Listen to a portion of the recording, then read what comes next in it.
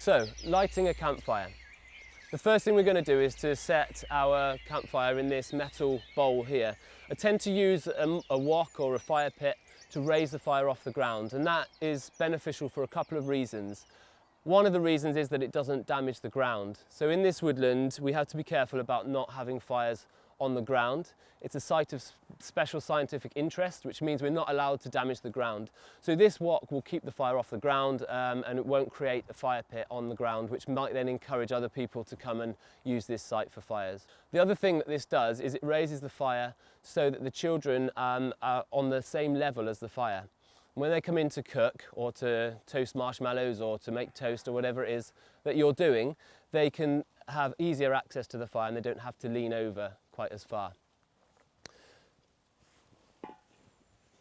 So we're going to make a little raft in the bottom of the fire wok here, which will just keep our fire off the metal and allow plenty of oxygen to circulate underneath the fire. There's three components to a good fire. It's oxygen, there's the fuel, and there's the spark. We need to make sure that all of those things are present all of the time, which enables the fire to burn really effectively. So nice dry wood. And what we're going to do now is to just create a bit of a grid, and this is called a waffle fire or a grid fire. There are many different types of fires. I prefer a grid method because again it just allows plenty of oxygen through to create that really good heat underneath your fire. Now we have to add some tinder into the fire. So tinder is fine dry material that's going to ignite easily.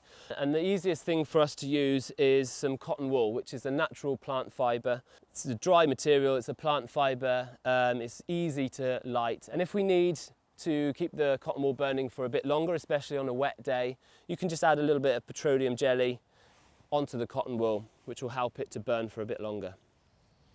Now break the cotton wool up to create all those nice fibres in the middle there. I'm just going to pop that into the middle of our fire. Key thing to remember here is once you've finished with your tinder, you're going to put it away in a box and keep it away from the fire so that it's not dangerous.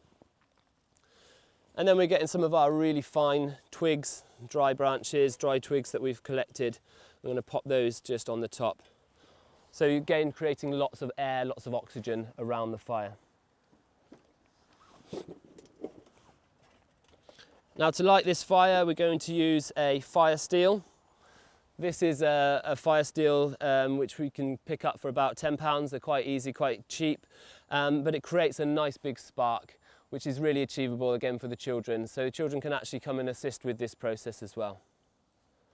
Now just before we actually light the fire, we're going to do a quick safety check, make sure that the children are all sat, make sure that the logs are stable, you've got your safety equipment with you, and there's nothing unexpected going on around you that's going to create that hazard within the fire circle. When we're ready, we can just light the fire.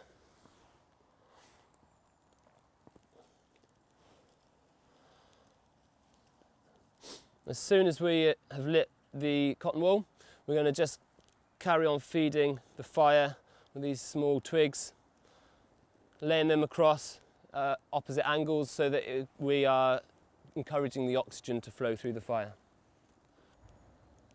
And that's lighting your campfire.